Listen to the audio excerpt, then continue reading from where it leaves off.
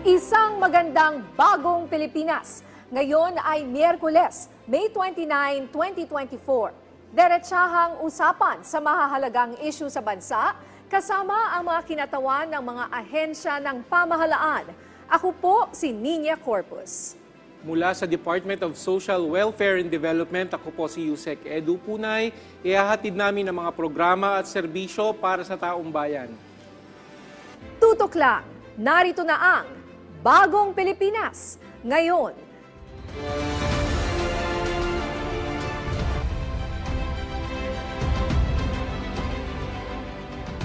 Sa ating mga balita, pinangunahan ni Pangulong Ferdinand R. Marcos Jr. ang Philippine Business Forum ngayong huling araw ng kanyang state visit sa Brunei.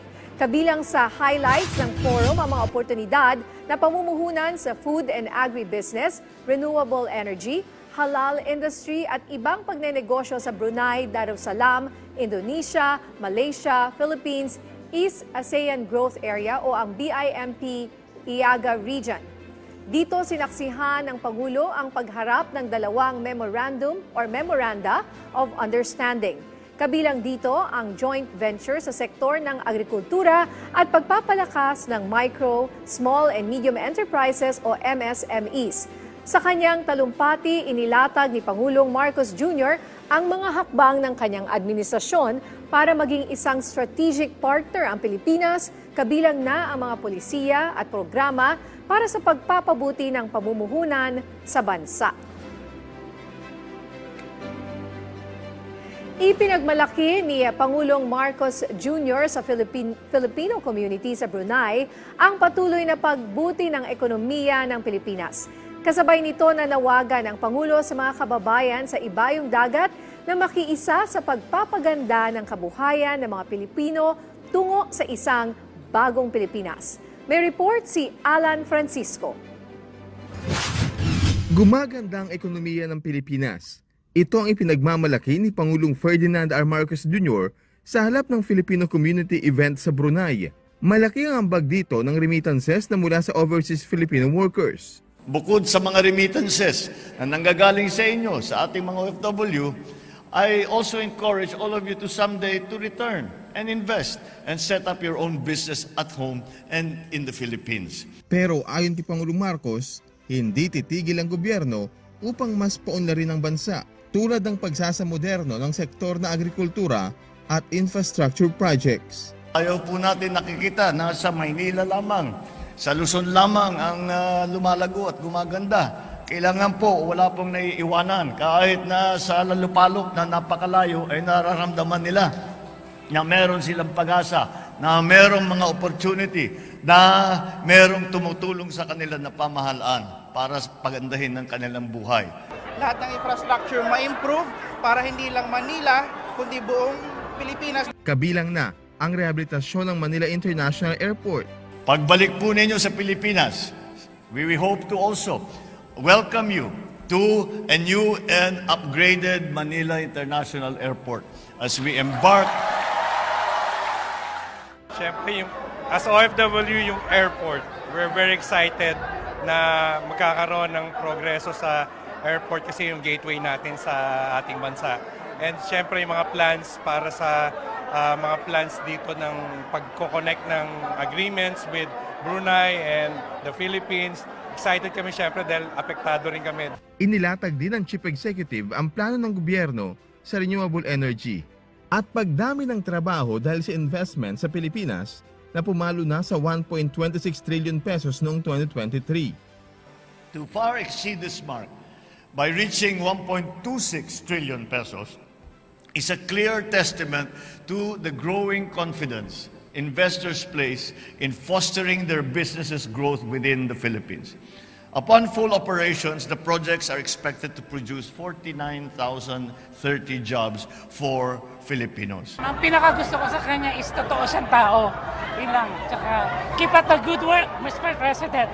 BBM forever. Ako talaga kasi sinusubaybayan ko talaga ang kanyang mga pagbisita sa may ibang bansa. Ang kanyang common denominator is yung pagkakaisa na tapos na ang eleksyon, na bigyan natin ng pagkakataon ng gobyerno na may isatupad ang kanyang mga balak para sa mamayang Pilipino. Nagpapasalamat po kami kay Pangulong Bongbong kasi ginagawa niya ng paraan para maging ligtas yung mga OFW. May ilang kasunduan naman na pinirmahan si Pangulong Marcos kaugnay sa pagtutulungan ng maritime, turismo at agrikultura sa pagitan ng Pilipinas at Brunei. Mula sa Brunei, Alan Francisco para sa Pambansang TV sa Bagong Pilipinas. Magandang tanghali po sa inyong lahat at magandang tanghali sa iyo, Yusek Edu. Magandang tanghali, partner. It's good to be back. And it's good to be with you again. Yes. And you have wonderful news for us. Yes. Katatapos lang ng pilot ninyo ng food stamp program para sa ating mga kababayan at tutuloy nyo na yung actual na pagbibigay ng food stamps. Yes, partner. Isang good news sa ating mula sa DSWD po. Natapos na po natin ang pilot implementation ng Walang Gutom 2027 Food Stamps Program dito sa Tondo, Manila. Ito po ang flagship program ni Pangulong Bongbong Marcos na naglalayong tulungan ng ating mga kababayang mahirap na nakakaranas ng food insecurity or matinding gutom po. No? Ito dito sa Tondo, meron tayong napatapos ng pilot implementation ng 1,288 na household beneficiaries. Sila po ay napagkalooban ng 3,000 food credits every month sa loob ng 6 na buwan. So natapos na po yan at bukod sa food credits na yan, kinapacitate din natin sila, nag-undergo sila ng nutrition education session kasi yung food stamps po hindi lang siya anti-hunger program, ito rin ay solusyon sa malnutrition kaya importante po yung nutritional aspect.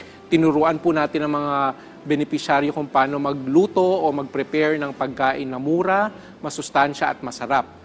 At isa pa, partner, dahil sa mga partners natin na national government agency tulad ng TESDA at DOLE, nag-capacitate din natin, partner, ng ating mga benepisyaryo. Sila ay nag-undergo ng TESDA training, TESDA skills training para magkaroon sila ng skills at na magagamit nila sa paghahanap ng trabaho. At dahil dyan, pinasok din sila ng DOLE sa mga job fair. So ilan sa mga benepisyaryo natin ay, thank God, nakahanap ng trabaho. Oy, maganda yan. Hindi lang sa food stamps ang binibigay ninyo na parang sinasabi nga ng iba, dole out lang yan, pabigay lang kayo ng pamigay. Pero tinuturuan rin natin sila maging self-sufficient, makahanap ng trabaho, tama with yun. TESDA and DOLE. Yes, ito yung whole of government approach na tinuturo ni Pangulong Bongbong sa atin na kailangan lahat ng gobyerno, ng ahensya ng gobyerno magsasama-sama para yung mga programa natin mas sustainable at mas talaga nakakatulong sa ating mga kababayan. So since tapos na ang pilot testing ninyo sa programa, kailan na mag-uumpisa yung actual na programa? Yes, partner. Actually, sa ibang pilot sites, next month pa matatapos yung pilot.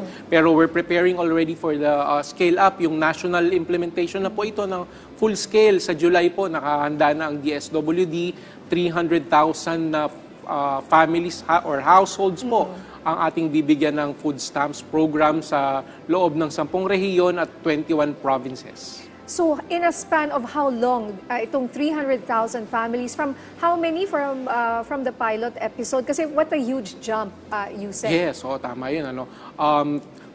For the pilot, we only had 2,300 beneficiaries for 5 pilot sites. And then when we scale up in July, 300,000 naman. And then next year, another 300,000. And then 400,000. Ang target natin dito, partner, ay 1 million. Yun talaga yung na-identify kasi na food poor family sa ating bansa. At yun yung tinatarget natin within the 3-year period na implementation. So within the 3 years, makaka-receive po ng food vouchers or food credits itong ating beneficiaries. Alright, magiging busy na sa July si Yusek Edu, mamimiss ka namin. Pero sana dito ka pa rin. Oo. Alright, maraming salamat sa mga update, Yusek Edu. Mga isusulong na panukala para sa kapakanan ng OFWs at ang usapin sa Maisog Rally dyan sa Tacloban City. Ating tatalakayin kasama si House Deputy Majority Leader Representative Jude Asidre ng Tingog Party List. Congressman Asidre, magandang tanghali po at welcome sa Bagong Pilipinas ngayon. Magandang umaga niya, magandang umaga po sa ating mga tagapakinig ngayong araw. Unahin po muna natin ito, Congressman, bilang bagong chairman ng House Committee on Overseas Workers Affairs. Ano po ang mga isusulong ninyong measures para sa kapakanan ng ating mga OFW? Well, of course, we're happy and we're thankful to the Speaker for the opportunity to serve as chairperson of the Committee on Overseas Filipino Workers Affairs. At sa ngayon po, nakatuon talaga tayo nito, nakalipas sa mga araw, nakatuon tayo sa pagpasa ng Magna Carta of Seafarers na muli nating in-approve sa BICAM at hopefully ito ay mapipirmahan na bilang batas. Isa to sa mga priority legislation, ang ating Magna Carta for Filipino Seafarers. Meron pa before nagkaroon ng break, meron pa tayong dalawang batas para sa ating mga OFW na na-approve. Ito sa committee level, pinasaw sa committee level ang mandatory financial education for OFWs. Tapos yung discount po sa remittance fees na binabayaran ng ating mga OFWs tuwing magpapadala sila sa kanilang mga pamilya. Sa mga susunod na buwan, magfo-focus po tayo sa reintegration policy ng gobyerno. Gusto natin busisiin paano natin matutulungan yung mga returning OFWs na para hindi naman sila parang nagsisimula muli, Gusto natin na handa sila sa kanilang reintegration at itutuloy po natin yung pag-aaral tungkol sa pagkakaroon ng OFW pension system. So para yung mga kababayan nating na ibang bansa, especially ang ating mga OFWs, ay magkaroon naman ng mas stable na social security program para sa kanila, para pagkatapos ng ilang taon nilang pagtatrabaho sa ibang bansa, meron naman silang naipon na pwede nilang matanggap bilang pension sa kanilang retirement. Alright, Kong Chair Jude, magandang tanghali po. Ano pong masasabi niyo, Kong Chair, sa pagkakabilang naman ng Pilipinas sa whitelist ng International Maritime Organization or IMO? Ano pong epekto nito sa mga kababayan nating seafarer? Well, we're studying carefully yung mga implications nito. Siyempre, especially, alam naman natin kung gaano ka-importante ang kalagayan ng ating, ang contribution ng ating mga marina. Nandun po yung Magna Carta of Seafarers na siyang isa sa mga magiging key policy interventions natin para mas ma-improve pa ang standing natin within the shipping and seafaring industry.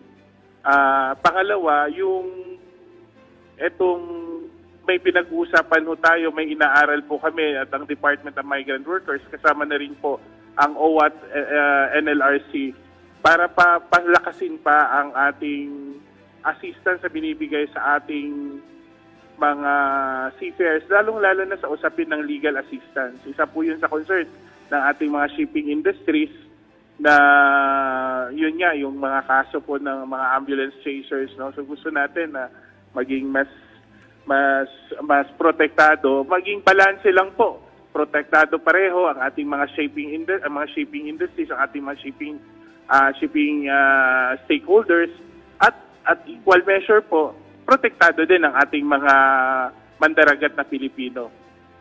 Congressman, ano pa po sa tingin niyo ang mga dapat na ipatupad na hakbang para sa kaligtasan ng mga Filipino seafarer? Well, ang nakikita talaga natin yung pag-reconcile ng mga policies at the international at national levels. Considering na ang mga kapwa Pilipino, we have to recognize that our Filipino seafarers are working on ships that are flying they're flying international waters and they're also carrying different flags. So we have to strengthen our relations with the shipping companies in that respect so that yung mga commitments naman natin at commitments naman ng international community in terms of providing for the welfare, tapos yung mga concerns, well-being ng ating seafarers ay natutupad naman. Pangalawa, kailangan din natin siguraduhin na yung interest po din ng mga seafarers, yung competitive advantage natin bilang mga Pilipino. Isa sa mga ni-raise na concerns ang ating mga shippers, itong concerns nila regarding yung mga kaso ng ambulance chasers na medyo nagpapabawas ang confidence sa pag-hire ng mga Filipino seafarers. Naniniwala tayo na pagbalanse ang approach natin dito, na pangalagaan natin pareho ang marino at ang mga seafarers, yung competitive advantage natin ng Filipino seafarers ay mas mapapalakas pa natin. Kasi itong competitive advantage na meron tayo, ultimately, ito yung leverage natin na mas makakakuha tayo ng mas magandang mga benepisyo para sa mga mandaragat na Pilipino. Kong Chair, follow-up lang dito sa mga kababayan nating seafarers. Sa inyong perspektibo po sa legislature, ano po bang pwede nating sigurong gawin po? Kasi medyo perennial yung issue ng security and safety ng ating mga seafarers, especially dito sa bandang Middle East po, no? Marami dyan talaga na-encounter ng mga insidente. So, sa palagay niyo po, ano pang kailangan natin gawin para protektahan yung safety ng ating mga seafarers? Well, as I mentioned kanina, no, pinag-aaralan namin nila Secretary Hans Kakdak, no, at ng ating ng OWA, no, itong mga hotline, yung ating repatriation, yung monitoring natin ng ating mga seafarers, at making sure na government is ahead of them every step of the way.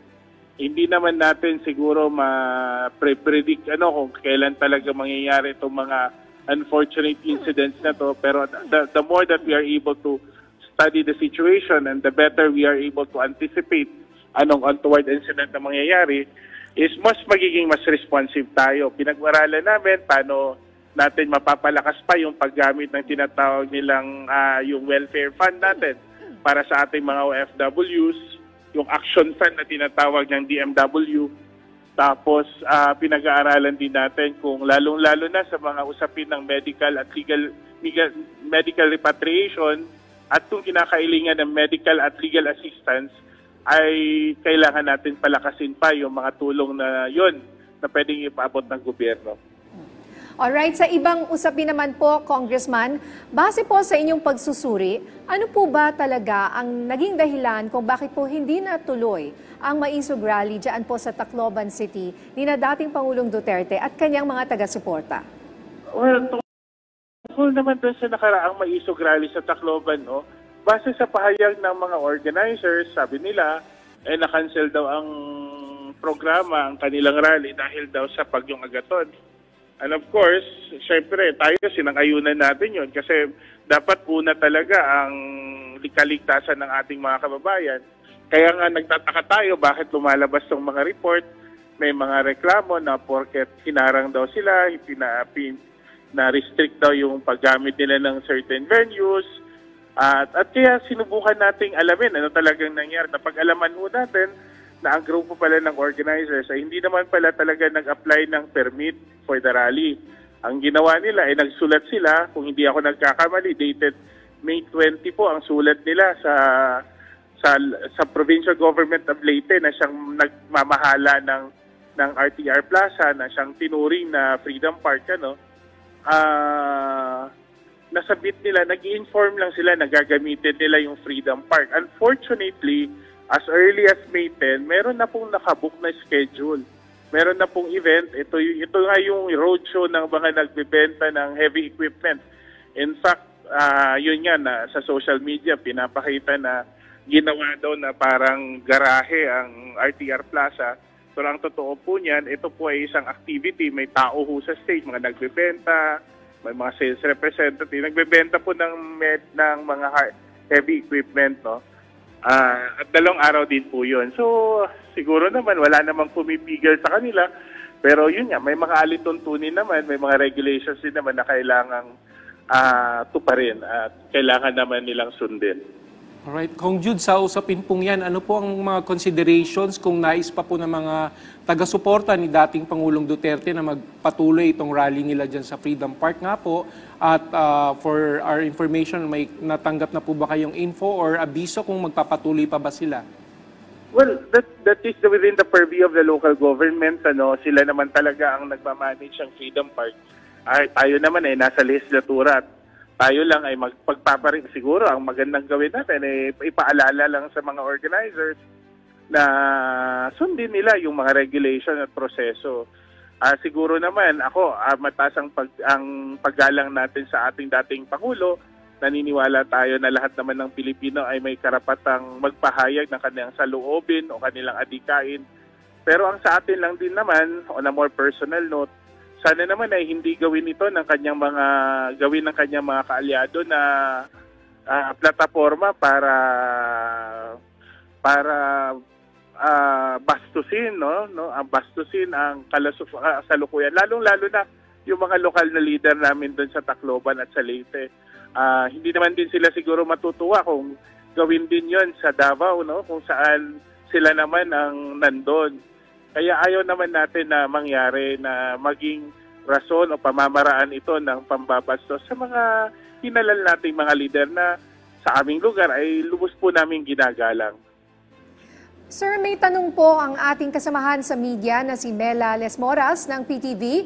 Sa isang pahayag kahapon, sinabi ng inyong kasamahan na si Deputy Majority Leader Erwin Tulfo na posibleng magkaroon ng pulong sina Speaker Romualdez at Senate President Escudero kasama si Pangulong Marcos tungkol sa priority bills ng administrasyon. Ngayon sa tingin niyo po ba, ano-anong matatalakay nila? At kasama na kaya rito ang RTL Amendment Bill at maghahanda na rin po sa SONA ng Presidente? Ang alam ko kasama ho talaga ang RTL's priority legislation, sa ngayon, hindi pa namin alam kung ano yung mga specific na mga batas na ilalagay na naman sa bagong priority list ngayong SONA. Depende po yun sa paglalahad ng Presidente sa darating na State of the Nation Address. Kasi sa panig naman po ng House ay natapos na natin lahat ng priority measures both sa LEDAC at both doon sa hiningi po ng ating Presidente doon sa State of the Nation Address ng nakaraang taon. So we're all looking forward, at in the usual naman, part naman ng ordinary course of things na nagmi-meeting talaga ang Senate President at ang House Speaker kasama po ang ating Pangulo para balangkasin muli ang priority list, ang agenda, legislative agenda para sa darating na huling taon ng 19th Congress. Alright, Kong Chair, mensahe nyo na lang po sa ating mga kababayan. Well, una sa lahat, nagpapasalamat po kami sa lahat po ng patuloy ang suporta sa Kamara de Representantes, sa buong Kongreso, sa ating Speaker. Nakikita po natin na sa tunay na pagkakaisa at pagtutulungan, mas marami ho tayo nagagawa. Sana iwasan na ho natin ang siraan, iwasan na ho natin yung pagkakawatak-watak kasi wala akong patutunguhan yun. Pare-pareho tayong Pilipino at ang tunay na lakas ho ng ating bansa ay nasa ating pagkakaisa at pagtutulungan. Sana po, lalong-lalo na po sa mga nahalal na leader, maging pananagutan natin kung paano natin pag-iisahin ang mga tao, ang mga kapwa nating Pilipino. Alright, maraming salamat po sa inyong oras. Maraming salamat din po. House Deputy Majority Leader, Representative Jude Asidre ng Tingog Party List. Marami pang balita at talakayan sa pagbabalik ng Bagong Pilipinas ngayon.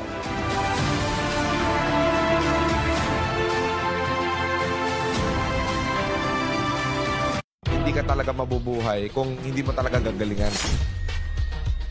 Napaka-importante na dapat mabantayan natin yung operation ng negosyo natin. Mga inspiring na kwentong buhay at negosyo kasama si Boss RDR, Raymond De Los Reyes. Tiyaga, diskarte, saka disiplina sa sarili. Ang success is nandun after ng experience natin sa faith.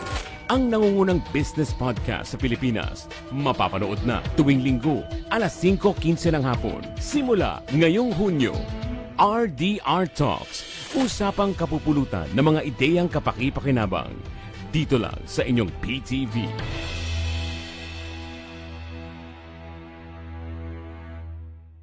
Saan mapapanood ang PTV? Sa bawat sulok ng Pilipinas. Reaching millions of Filipinos across the country through the power of terrestrial TV. Abot na abot namin ang mga Pilipino para sa tapat na balita at impormasyon. Dito'y Cordillera, kan Intero ang Luzon. Da kami, timapang namnamaan. Sa aton sa Visayas, wala kami mapugong sa pagpaabot sa unsang hitabo. Dini sa saad ngayuta, Mindanao, PTV, pirmi maminaw para sa paghatod sa balita. Broadcasting in Luzon. PTV4 Manila, PTV8 Cordillera, PTV4 Naga, and PTV4 Palawan. In the Visayas, PTV11 Cebu, PTV10 Dumaguete, PTV2 Guimaras, PTV8 Tacloban, and PTV12 Calbayog. And in the heart of Mindanao, PTV11 Davao City, PTV8 Cotabato, PTV7 Zamboanga, PTV11 Sibugay, PTV11 Pagadian, PTV48 Davao del Norte, and PTV8 Agusan del Sur. PTV Regional Network, buong katapatang naghahatid ng balitang maaasahan para sa inyong pambansang TV.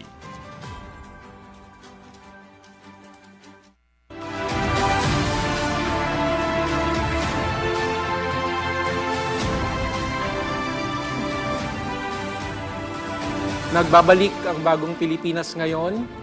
Anemia sa Pinoy school-age children. Ating pag-usapan kasama si Sir Kim Irvin Protasio, Science Research Specialist 2 ng DOST, Food and Nutrition Research Institute or FNRI.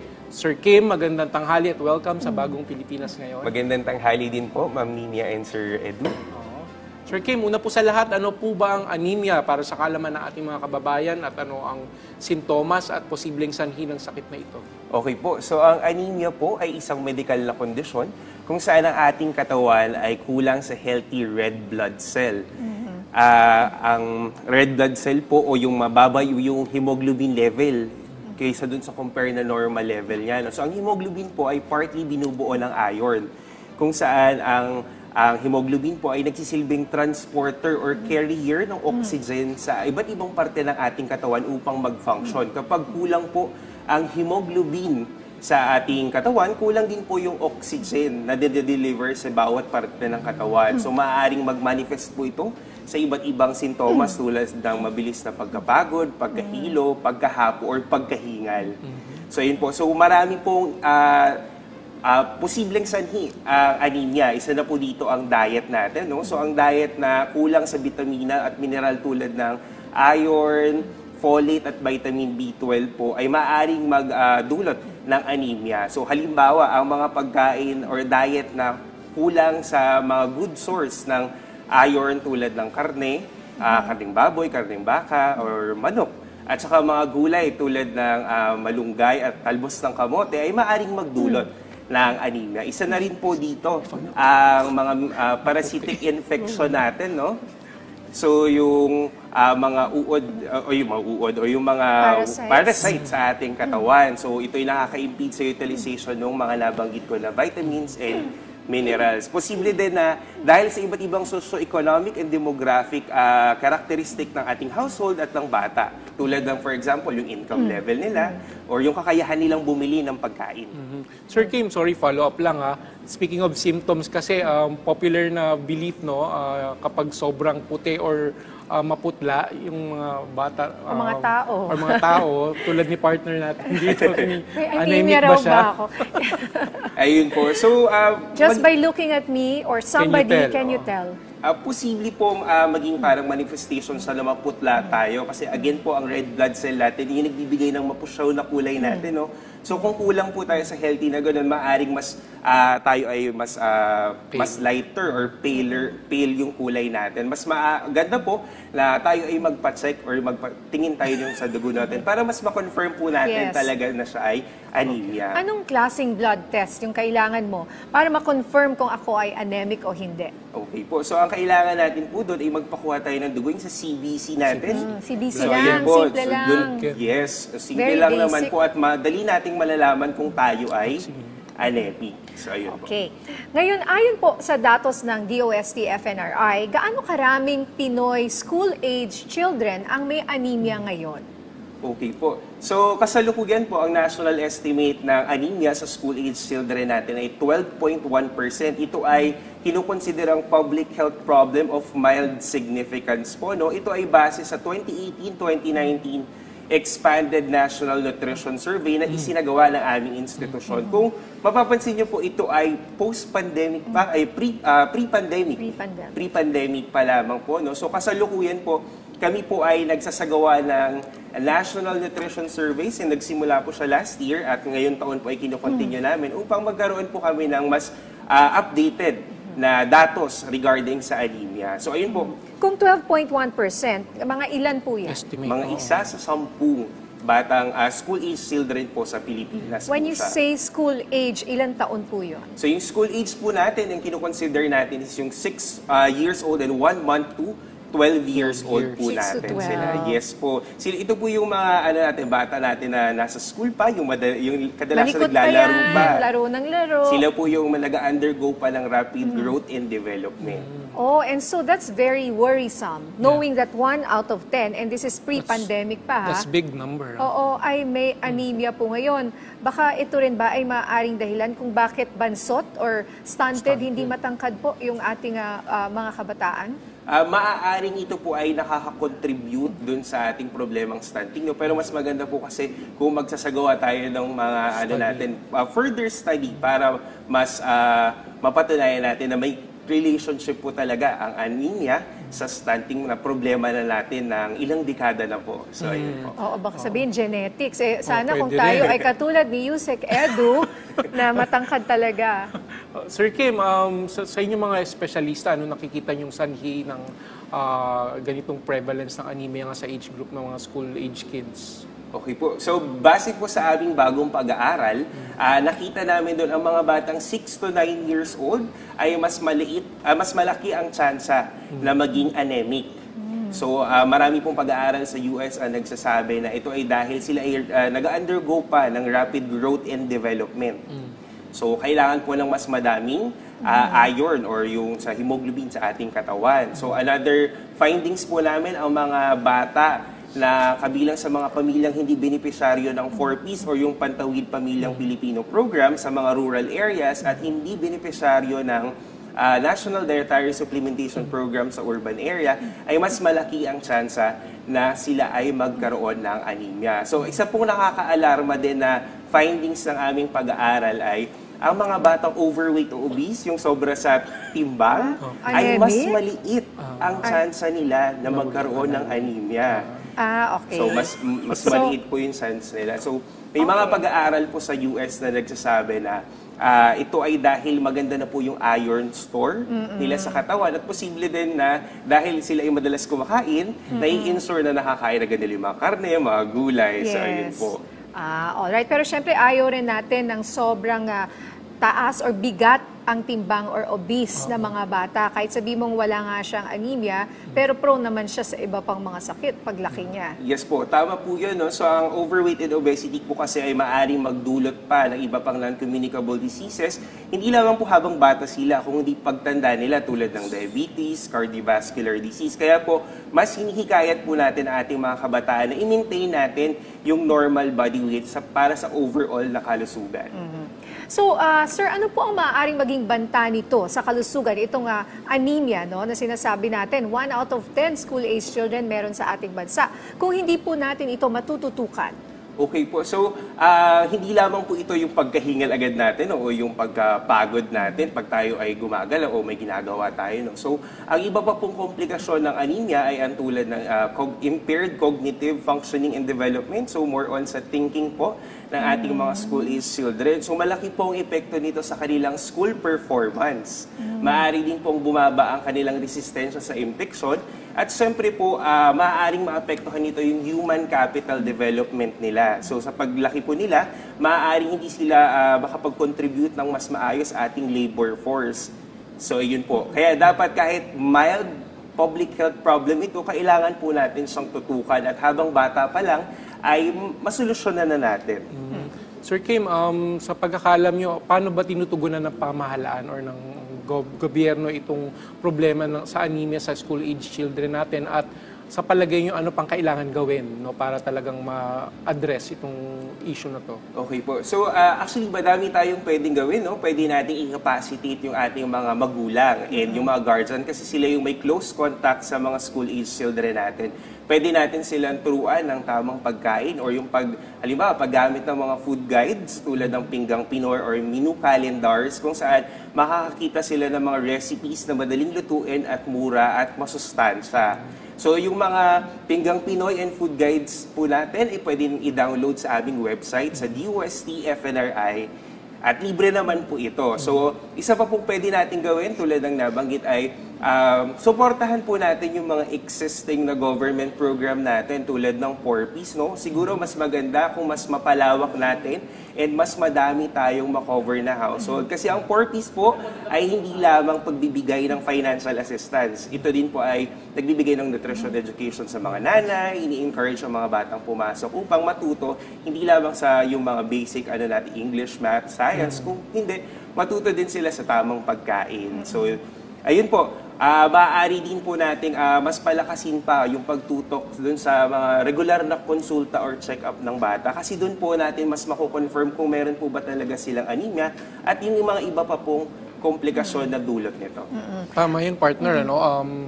Pinoint out ni Sir Kim, tayo po sa DSWD, nabanggit nyo ngayon 4Ps, ang mga ibang programa namin, yung mga feeding program, talagang we make sure, tulad ng food stamps program, hindi lang tayo nagbibigay ng pagkain. We make sure na yung pagkain na binibigay natin, nutritious. No? Sa two-pronged approach talaga yan. We address hunger, we also address malnutrition. Kasi mamaya, bigyan mo ng food stamp, ang bilhin, puro chichirya, puro instant noodles. Kailangan healthy and nutritious food lang. Oo. Yes, pag binigyan mo ng pera yung bata, unang bibilhin Candy. So, you cannot really trust them na bumili ng nutritious food. Yes. Para po sa kaalaman ng mga magulang na katulad ko, ano po ba ang mga pagkain na rich in iron? Totoo ba yung mga dinuguan, atay? Ayun po. So sa mga pagkain, ang mga halimbawa po ng mga pagkain mataas sa iron ay yung mga karne natin, yung mga karning baboy, manok, at saka yung sa baka. Pero again, kailangan po natin itong kontrolin or parang may moderation, variety, and balance po tayo. Wag naman po natin siyang kainin ng kainin kasi good source of iron po ito. Dapat may maging ka na lang, meat eater ka lang. Opo, kailangan i-complement din natin to ng consumption ng gulay natin na mataas sa iron tulad ng malunggay, yung mga alugbati, yung mga talbos ng kamote, yung mga kulitis, yung mga ganun po. So yun po, yun yung mga magagandang source ng iron po na pwede ni nanay na ihanda o ilagay o gawing sangkap sa mga kanyang lulutuin po. Totoo po ba na pag mas green yung green leafy vegetable, mas nutritious? Okay po. So may ganun po tayong notion, no? So mostly po ng green leafy vegetable natin ay nutritious naman talaga kasi ang ating mga gulay ay in general ay nutritious kasi naman. Kasi yung malunggay dark dark yes, green. Dark sabi green nyo, siya. very rich in iron. Yes po. So ayun po, masustansya ang ating mga gulay pero ang challenge natin sa ating mga bata is bihira po ang kumakain na ng gulay ngayon dahil sa presence ng mga fast food natin, kasi convenience, madali nang lutuin, kahit saan meron. Kaya po again, isang challenge sa ating mga magulang, hindi lamang sa nanay or guardian, na mapakain natin ng well-balanced diet ang ating mga anak. Ayan, maisingit ko lang tamang-tama kasi dun sa programa ko na bago, yung Health at Home, we tackle also nutrition. And we teach the parents kung paano nila i-incorporate yung mga green leafy vegetables sa mga recipes para po sa ating mga anak. So, panoorin nyo kami every Saturday yan, 7 ng umaga. Dito po sa PTV4. Next time, ang i-guest natin, syempre, si Sir Kim. At eto nga, sa ibang usapin naman, maaari nyo po ba kaming bigyan ng detalye dito po sa inyong gaganapin na DOST FNRI Seminar Series sa July 3 to 4 ngayong 2024? Okay po. So, ang aming Department of Science and Technology, Food and Nutrition Research Institute, ay nagsasagawa ng taunang seminar series kung saan aming pinapalaganap or binabahagi sa general public ang mga bagong pag-aaral, informasyon at inobasyon sa food and nutrition. So, ngayong taon po ang aming 50th DOST FNRI Seminar Series na may temang Golden Years of DOST FNRI Seminar Series. So, amin pong iniimbitahan ang ating mga nutritionist, dietitian, food tech, scientist, media, mga partner natin sa local government unit, mga barangay healthcare workers, barangay nutrition scholar natin, upang dumalo sa pagtitipon na ito kasi dito po natin ipipresent yung mga latest sa food and nutrition and hoping na makakakontribute ito para malutas natin yung matagal na nating problema sa malnutrition. Right. Maraming salamat po sa inyong oras, Sir Kim Irvin Protasio, Science Research Specialist 2 ng DOST FNRI.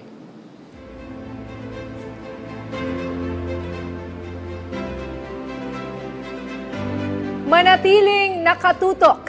Magbabalik pa ang Bagong Pilipinas ngayon.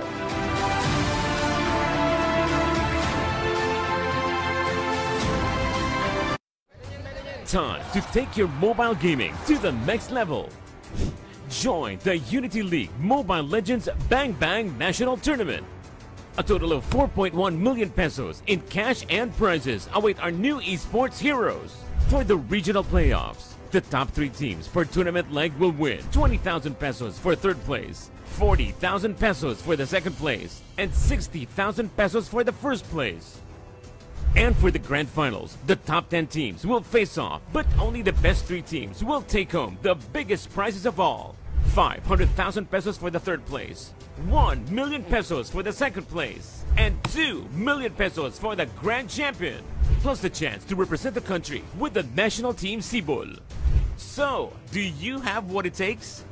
For more details, visit the Unity League Facebook page.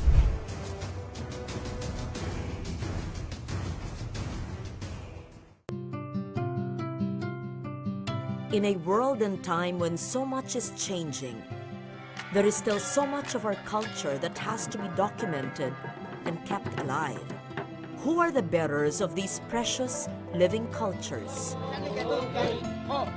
How do they pass on a knowledge transmitted through the ages? What they represent has survived colonization, conflict, marginalization, and yet they persist. Sila ang sisidlan, the living vessels that store Dayaw, our knowledge, our pride. Dayaw, a celebration of Filipino culture and heritage with Senator Loren Ligarda. Only on Your People's Television.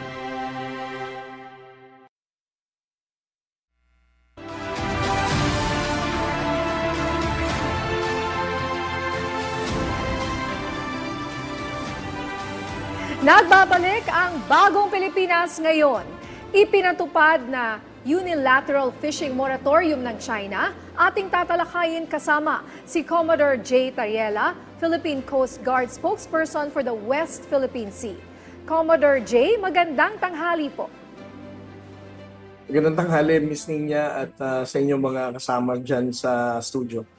Okay, sir, ano po ang reaksyon ng PCG sa ipinatupad ng China na fishing ban, no, or unilateral fishing moratorium sa mga inaangkin nilang karagatan na kabilang ang West Philippine Sea? Well, Miss Nina, sa Philippine Coast Guard, we support the statement of the Department of Foreign Affairs na kinukundina namin itong unilateral fishing ban na in-announce ng China. Dahil alam naman natin na ito ay napapaloob sa ating West Philippine Sea. At ang tanging bansa lamang natin ang mayroong sovereign rights and jurisdiction dito para mag-decide ng mga fishing ban na ganito. Ang basihan ng China ay illegal at wala silang tamang dahilan para sila mismo ang mag-decide ng fishing ban that falls within our own exclusive economic zone. Commodore, magandang tanghali po. Ano naman po magiging implikasyon nitong fishing moratorium nga po ng Beijing para sa ating mga kababayang nangingisda regularly dyan sa West Philippine Sea? Well, ang nagsalita naman natin, ang ating mga kababayang mangingisda na for so many years itong mga nakaraang panahon, lagi naman silang may fishing ban na ganito pero it never prevented our Filipino fishermen from Zambales, Pangasinan para pagbawalan silang mangisda rito. Patuloy pa rin naman pumupunta ang mga kababayan natin dito. Just goes to show na sila based on their experience at kanilang karanasan mismo, hindi talaga naman na-i-enforce ng China ang mga ganitong regulation na sinasabi nila that only intends to discourage Filipino fishermen from going to West Philippine Sea. Ano po ang magiging assistance ng PCG sa ating mga kababayang mangingisda sa West Philippine Sea? Ang ating pong komandante ng Philippine Coast Guard, Admiral Ronnie Hilgavan, has expressed his commitment to our President Bongbong Marcos, and to the National Task Force West Philippine Sea, na mas paigtingin pa po ng Philippine Coast Guard ang ating presensya in Bajo de Masinloc in particular, dahil ito naman ang talagang tinamaan ng sinasabing fishing ban ng China. So we're going to intensify our presence and in collaboration with the deployment of the Bureau of Fisheries and Aquatic Resources. Kung maalala mo, Ms. Nina, way back last February, the National Security Advisor has already issued a directive for the Coast Guard and BFAR to maintain rotational deployment in Bajo de Masinloc. Commodore, sa monitoring nyo po, baka naman nadadagdagan po yung mga Chinese fishing vessel dyan sa area kung saan pinapatupad nila yung unilateral fishing moratorium nila. Well, actually, mga datos na nakuha natin in the past few days doesn't really add up para i-explain kung seryoso ang China para i-enforce nila yung sinasabi nilang fishing ban na to. Because on our recent monitoring today, 2 Chinese Coast Guard at 9 na maritime militia lamang ang nandoon sa Bajo de Masinloc. So, kung kukumpara natin yung number of vessels that were deployed during the Atenito convoy, which reached almost 50, ngayon napakaliit ng bilang ng maritime forces nila rito to include the maritime militia. So, we can argue kung seryoso talaga ang China mag-enforce ng fishing ban at ng kanilang upcoming regulation, they should have beefed up or boost additional number of Coast Guard vessels na deployed dito.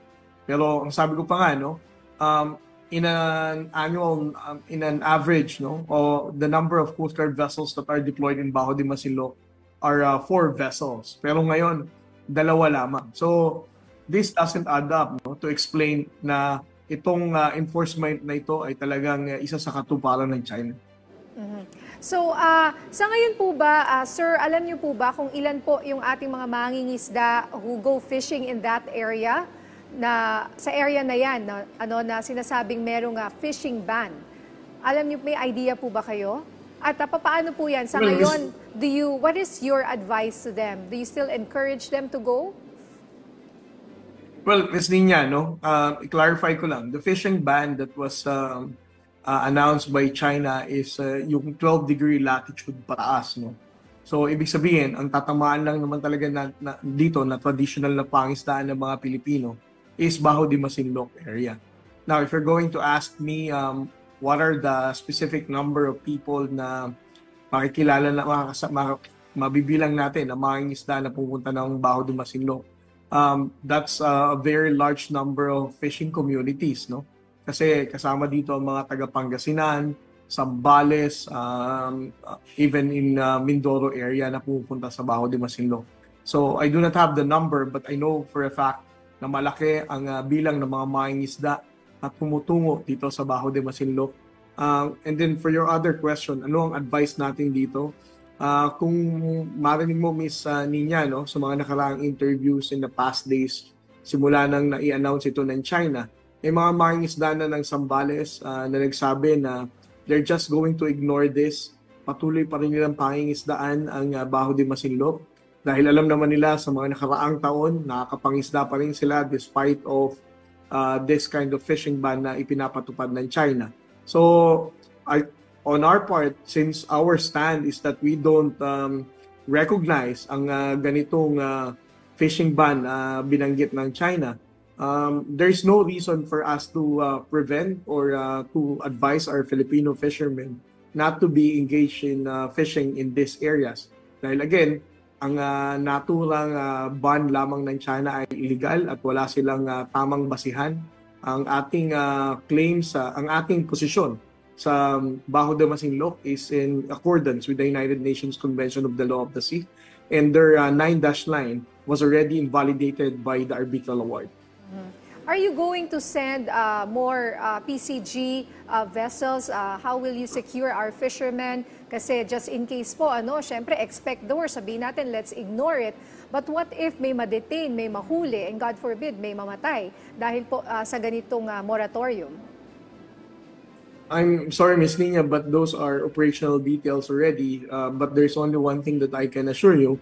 The Philippine Coast Guard has already come up with contingencies in ensuring na mapapangalagaan natin ang karapatan ng ating mga kababayang mangingisda na tutungo sa Bajo de Masinloc.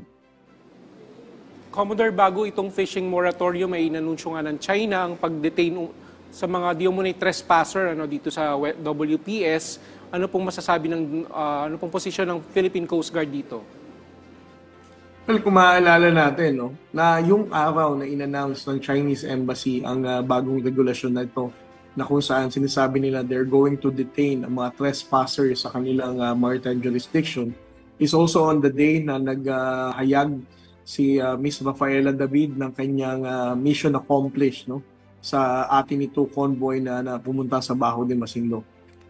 We can argue na ginawa talaga ng China ang maglabas ng ganitong regulasyon sa araw na naging successful ang mission ng atin ito, dahil nakita natin ang naging sakit ng ulo na idinulot ng atin ito convoy sa China.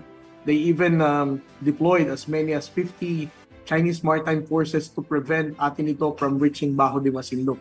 So in short, no, ang intensyon ng China ay siguraduhin wala ng civil society within our country here in the Philippines and other Southeast Asian countries na gagaya ng ganitong activity, dahil you can just imagine, no, kung mas maraming civil society movement ang gagaya kay Miss Rafaela David, it will really be a headache and a very big problem for China because they really don't know how to respond with this kind of civil society movement. Ano po ang magiging hakbang ng PCG sakaling ipatupad nga ng Chinese Coast Guard ang polisiyang ito simula po sa June 16? Well, as what I mentioned, Ms. Nina, no, the Coast Guard will be intensifying our presence. At the same time, more Coast Guard vessels to get in collaboration with the Armed Forces of the Philippines ay gagawin natin, papaigtingin natin ang presensya at pagpapatrol dito. Ngayon, kung sakaling mangyari ang pagdetaining na ganito, we're just going to treat it as a harassment to Filipino fishermen because they do not have, that's basically illegal detention, no? Because they do not have any legal basis to support such activity of enforcement. All right. Follow-up lang, Commodore, di ba natin pinag-aaralan na i-counter naman yung ganung polisiya? Di ba natin pwedeng i-detain din yung mga trespasser na Chinese naman dyan sa ating exclusive economic zone? Well, ang Philippine Coast Guard is always in compliance with the guidance and policy direction of the National Task Force West Philippine Sea and even the President. If it would be the desire of the national government to do the same thing, then there's no reason for the Philippine Coast Guard not to comply with any policy direction. Alright, maraming salamat po sa inyong oras. PCG spokesperson for the West Philippine Sea, Commodore J. Tariela. Thank you. At dito na po nagtatapos ang ating programa sa araw na ito. Samahan niyo kami ulit bukas para sa mahalagang talakayan at mabilis na aksyon ng pamahalaan. Mula sa DSWD, ako po si Yusek Edu Punay. Ako si Nina Corpus. Para sa Pambansang TV, sama-sama tayo para sa isang bagong Pilipinas ngayon.